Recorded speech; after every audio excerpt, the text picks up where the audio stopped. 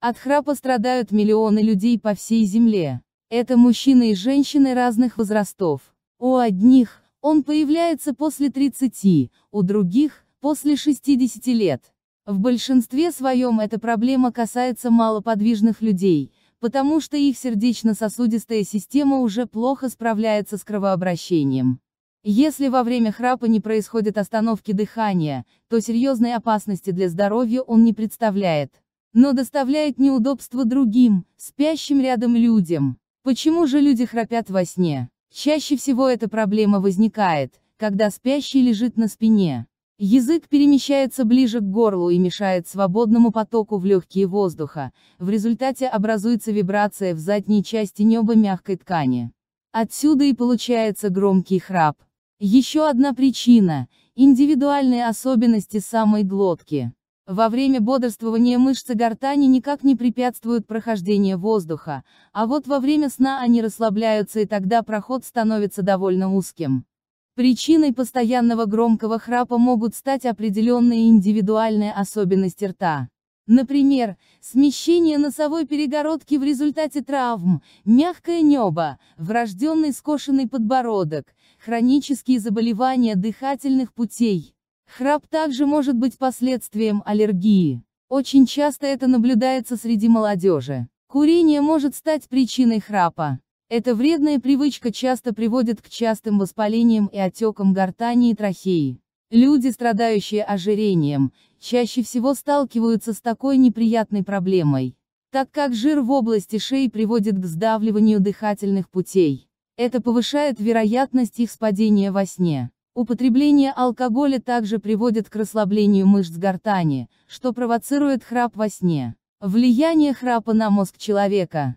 По результатам многолетних исследований, апноэ сна сказывается на уменьшении серого вещества в головном мозге, которое отвечает за обработку информации. Это напрямую влияет на память. Синдром обструктивного апноэ сна (СААС) – это остановка дыхания во сне. Это пугает тех, кто находится рядом и слышит, как храп сменяется тишиной, а затем опять всхрапыванием. В этот момент происходит остановка. Бывают случаи, когда это происходит до 400 раз. То есть, суммарная продолжительность составляет 3-4 часа. Подобное нарушение сна служит причиной того, что человек спит беспокойно.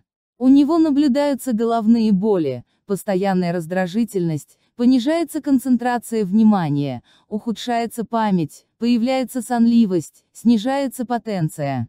Это только часть того, что может испытывать тот, кто постоянно не высыпается. В особенности опасна сонливость, когда человек находится за рулем автомобиля.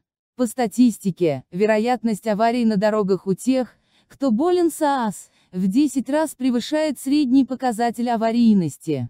Когда человек спит, мышцы глотки теряют свой тонус. На вдохе стенки дыхательных путей сближаются, и возникает полное их совпадение. Таким образом, возникает остановка дыхания. Чтобы открыть дыхательные пути, необходима подача сигнала от мозга к глоточным мышцам. Тогда процесс дыхания возобновится, организм насыщается кислородом, мозг снова засыпает. Но за ночь это может повторяться еще много раз. Из-за неоднократных продолжительных остановок дыхания, понижается уровень кислорода в крови.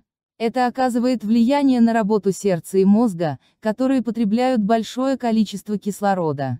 Отсюда и возникают головные боли с утра. Каждый раз, когда дыхание останавливается, организм испытывает стресс. Из-за этого артериальное давление на короткое время может повышаться. Вследствие возникает хроническая гипертония. Вероятность развития инсульта у таких людей повышается. При наличии гипоксии и отсутствии глубоко сна, понижается выработка гормона роста в организме, который отвечает за липидный обмен у взрослого человека. Ни для кого не секрет, что пища, которая поступает в организм, перерабатывается в энергию, а также в жировые запасы. Если питание отсутствует, то энергия образуется от переработки жира. Этот процесс происходит за счет гормона роста. Когда выработка гормона нарушается, то жир уже не может переходить в энергию. Это приводит к тому, что человеку все время нужна пища, чтобы организм не покидали сила и энергия. Получается, жировые отложения остаются невостребованными. Человек начинает набирать вес. Меры, предпринятые для похудения, не дают результата. Жировые отложения вокруг шеи еще больше повлияют на сужение дыхательных путей. Это приведет к более частым остановкам во сне. Без лечения справиться с этим будет очень трудно.